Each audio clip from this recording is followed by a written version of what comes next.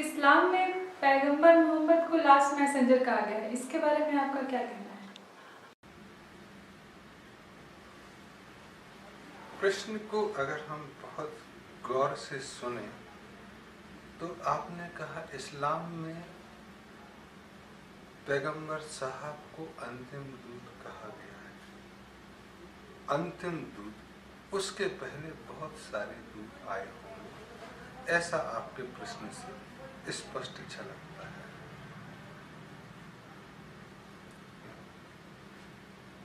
फिर आपने कहा कि इस्लाम में ऐसा कहा गया है, मतलब सिर्फ इस्लाम के अनुयायी ऐसा कहते हैं,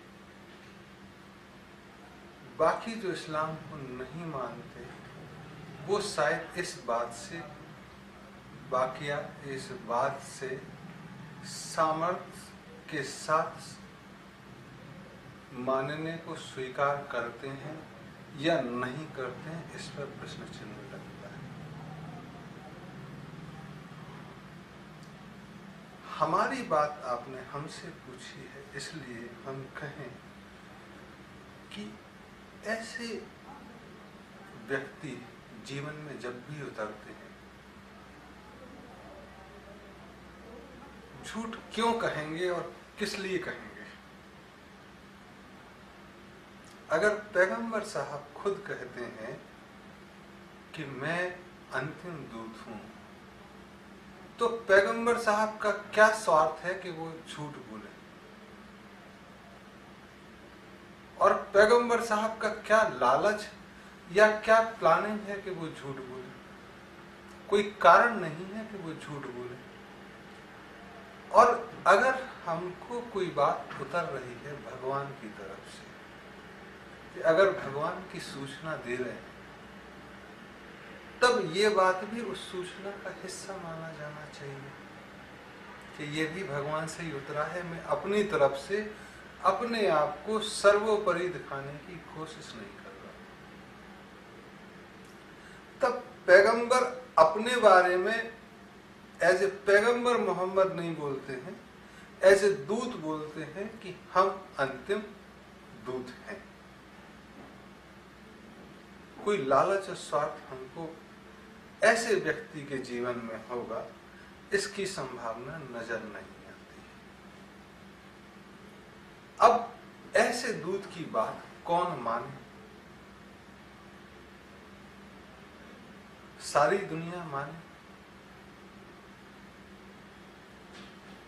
तो इतने सारे दूतों की आने की जरूरत नहीं होती।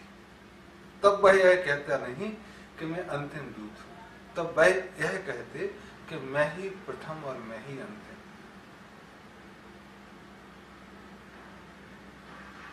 अंतिम कहा, इसका मतलब हमारे पहले भी दूतों के आने की जरूरत थी और वो आए।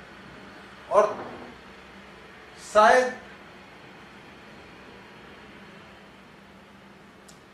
जितनी बात कही जानी थी वो मेरे बात पूरी हुई। जितनी बात पहले लोगों ने कही उसमें कहीं कोई छूट रह गई हो तो मैंने अंतिम बात कह दी, इसलिए मैं अंतिम दूत हुआ। अब कुछ शेष कहा जाने लायक नहीं। मेरे पहले जितने दूत आए हैं और आज मैं पैगंबर मोहम्मद जितना कह रहा हूं वो पर्याप्त है आगे आने वाले सभी जीवनों के लिए। मैं उन पुराने सारे दूतों को प्रणाम करता हूं जो मेरे पहले आए और उन्होंने जो कहा, और आज मैं जो कह रहा हूं उसमें जोड़ ही रहा। और उस अल्लाह ताला की तरफ से इतना कह सकता हूं कि अब मेरे बाद जो भी होगा वो पुनरावृत्ति होगी, कुछ नया नहीं होगा। तब जब मैं कहता हूं कि 1,24,000 दूत पहले आए हैं, तब उन्होंने जो भी कहा और मैं जो कह रहा हूं वह सब मिला के पर्याप्त होता है। तब कुछ लोगों की ये नासमझी होगी कि मेरे द्वारा ही कहा गया हुआ पहला और अंतिम मान लो। मेरे पहले भी तो 1,24,000 आए हैं, उन्होंने भी कहा है, वह भी सार्थक है। और आज जो मैं कह रहा हूं उसमें जोड़ रहा हूं, वह अकेला और अंतिम नहीं है, वह उनके क्रम में अंतिम है। जैसे गिनती 1 से 100 तक होती है तो 100वां शब्द 100 तक की गिनती को पूर्ण करता है, लेकिन उसके पहले जो 99 हैं उनकी कीमत खत्म नहीं होती। 100वां होना ही ये दिखाता है कि 99 पहले रहे हैं, और 100वें का वजूद 99 पहले होने के कारण है। सामने वाला अगर 99 को नकार दे और सिर्फ 100वें को माने, तब यह कम समझी, ना समझी या भूल या एक मूर्छा में रहने जैसी स्थिति हो सकती है कि आपका पेट अगर 8 रोटी में भरे तो आप 8वीं रोटी को ही धन्यवाद दो और पहले 1 से 7 तक को भूल जाओ। सबका योगदान आपका पेट भरने में है। तो आज हम जहां खड़े हुए हैं वो सारे 1,24,000 और प्लस 1 सबके ज्ञान और सबके आशीर्वादों के फलस्वरूप हम इतनी बात कह रहे हैं या इतना सोच रहे हैं। तब अगर हम एक को ही, चाहे वह 1,24,000 में हो या 1,24,001 माह हो, उनको महत्व ही देंगे, तब कुछ लगेगा कि मैं अपना स्वार्थ या कुछ ना समझी सिद्ध करने की कोशिश कर रहा हूं। आज जो हम खड़े हैं पुरानी पीढ़ी के कंधे पे खड़े हैं, तो जो उन्होंने जितना ज्ञान अर्जन किया है वह हमारे हड्डी और मज्जा और रक्त में शामिल है। जैसे कहते हैं कि ह्यूमैनिटी और मैनकाइंड, जो आदमी औरत हैं, वह पूरी प्रकृति का फल है। जैसे एक पेड़ में फल होता है तो वह उस पूरी पेड़ के बारे में कह सकता है, और उसमें जो बीज होता है उससे एक नया पेड़ लग सकता है जो उस जैसा होगा। तो हमारे जो कल के दिन बच्चे होंगे वो हमारा भी ज्ञान लिए होंगे।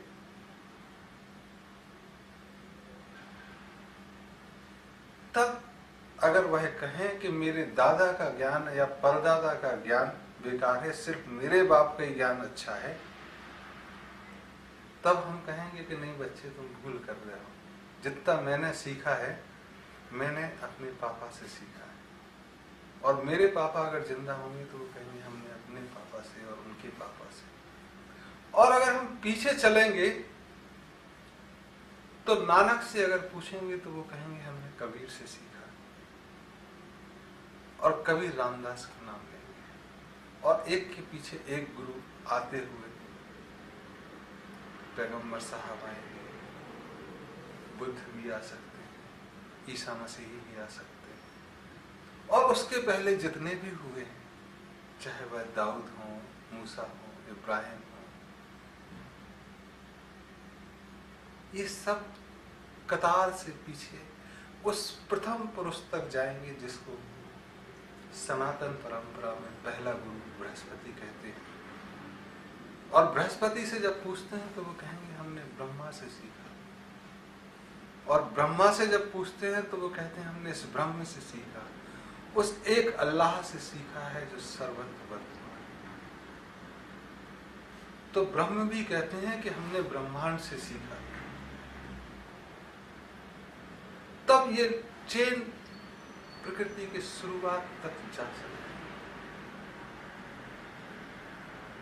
लेकिन हम कहें कि नहीं मेरा बाप ही सबसे महत्वपूर्ण है और वही पहला और अंतिम है, तब आप इसको क्या करोगे?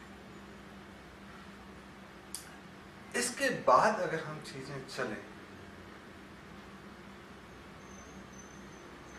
और इस दृष्टि को दूसरे तरफ से अगर हम देखें तब हम चाहेंगे कि अगर हम अंतिम हैं तो ये परंपरा पूर्ण हो। कोई आने जाने वाला हर कोई अपने आप को मैसेंजर ऑफ गॉड न कहने लगे, न उस पर पिक्चर बनाने लगे, क्योंकि फिर एक मारधाड़ शुरू हो जाएगी। अगर हम कहेंगे आने वाले हैं और भी, तब लोग मेरी बात क्यों मानेंगे? तब कहेंगे नया आने दो और नया आने दो, तब एक परंपरा हो जाएगी। अगर तुम सिखों में देखोगे तो 10वें गुरु गुरु गोविंद सिंह ने ग्रंथ को ही गुरु मान लिया, लेकिन एक निरंकारी परंपरा उनमें से कुछ लोगों ने कहा नहीं गुरु हैं, और वहां से निरंकारी परंपरा। तो बहुत सारे लोगों ने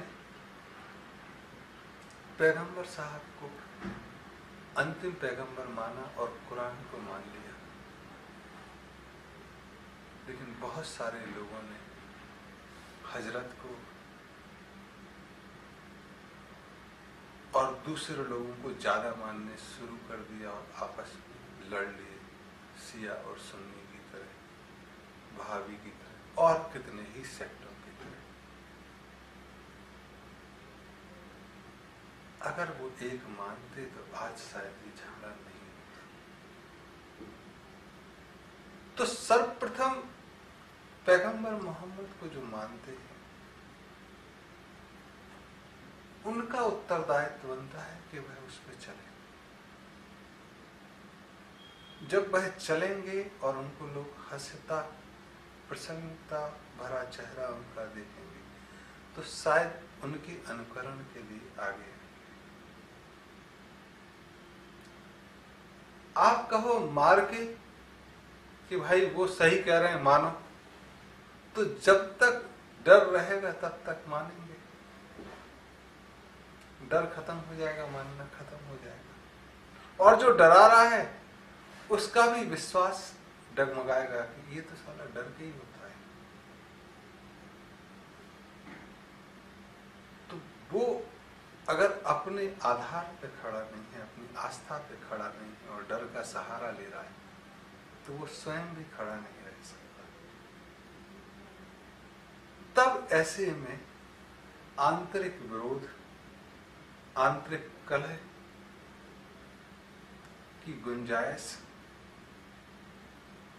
या उसका प्रचलन बढ़ता है, जो एक खतरनाक बात होती है। इसलिए तुम देखोगे कि कई समुदायों में चूंकि गुरुओं की बात नहीं मानी है, इसलिए आंतरिक विरोध ज्यादा है बजाय दूसरों के विरोध से।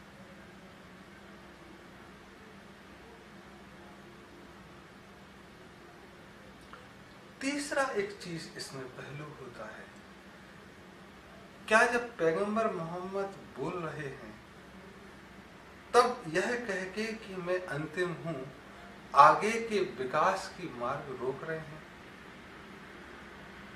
क्योंकि प्रकृति जब जैसे ही हमने कहा कि यही अंतिम है, तब हमारी आने वाली संतानें क्या सोचेंगी और क्या करेंगी, क्योंकि उनको नया सोचने के लिए तो कुछ है ही नहीं, करने के लिए कुछ है ही नहीं।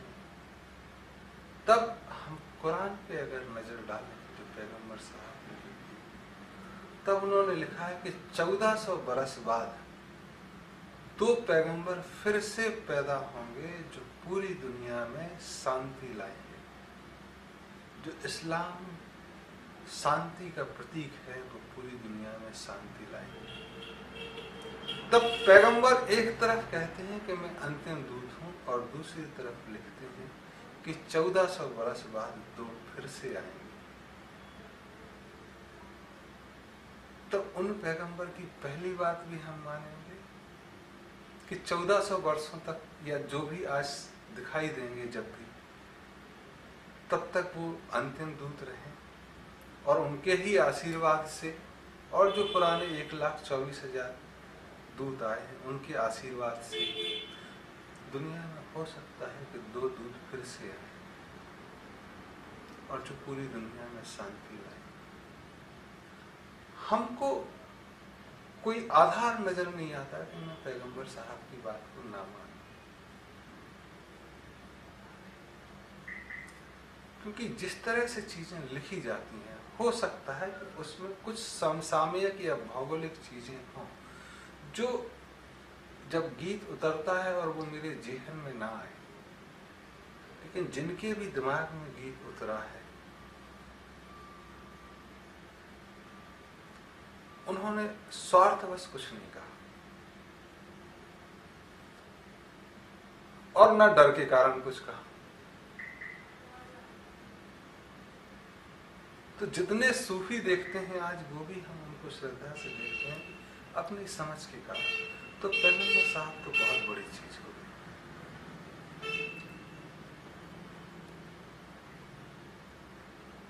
हम कह सकते हैं, मान सकते हैं कि कुरान में जो कहा वो सच है, पैगंबर साहब ने जो कहा वो सच है। हमारी समझ के कारण, कम समझ के कारण हम उसको समझ नहीं पाए, ये हमारी गलती हो सकती है। इसके लिए हमें आपस में चर्चा, कुरान पे चर्चा, शास्त्रार्थ का प्रमोट करना, उसको बढ़ावा देना शुरू करना होगा कि धर्म की चर्चा हो। धर्म की चर्चा में साहस का समावेश हो, साहस के साथ हो।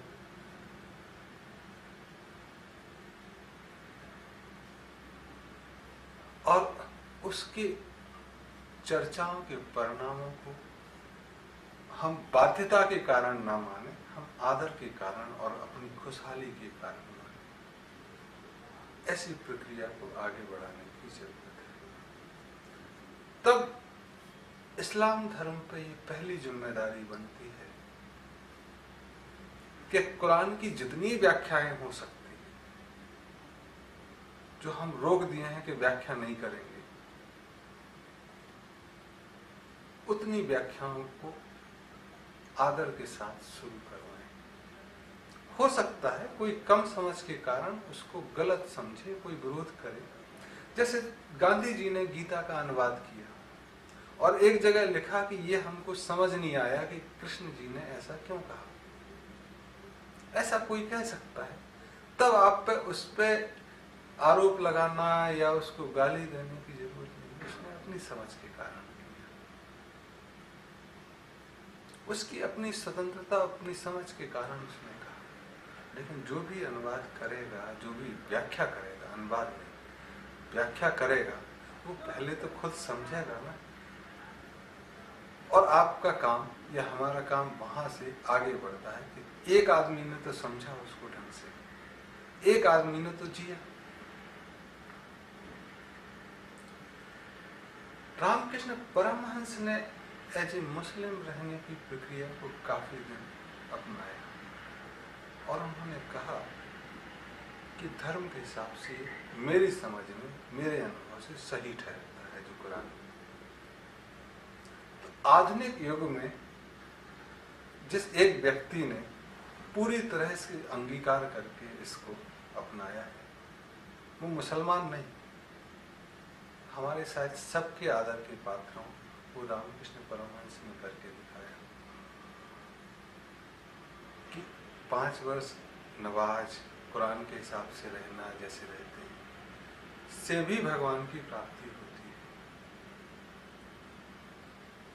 तब ऐसे आदरणीय व्यक्ति, ऐसी समझ वाले व्यक्तियों की वक्तव्यों को हम हवा में नहीं उड़ा सकते। हमारे हवा में उड़ाने की पात्रता तब आएगी जब हम उसको पूरा समझें, उसके हिसाब से जी के देखें और ना पाए तब। तो उसके पहले तो हमको ये करके देखना होगा। जीवन हम वैसे जिए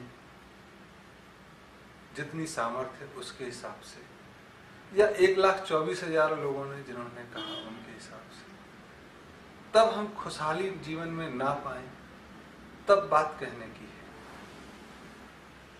उसके पहले फिर यही कहूंगा कि पैगंबर साहब जो कह रहे हैं हम उनसे सहमत हैं। ये असहमत, ये हमारी औकात के बाहर है। अगर कोई दूत ऐसा बोलता है इसको उतरा, तो हमारी बहुत छोटी समझ है कि हम सहमत असहमत हैं। हम उनकी बात मान लेते हैं और उनकी बाकी बातें भी कि 1400 साल बाद है, तो हम इंतजार कर सकते हैं कि वो मैसेंजर आए और दुनिया को शांति का पाठ न पढ़ाए, बल्कि शांति प्रैक्टिकलिटी में, वास्तविकता में लेके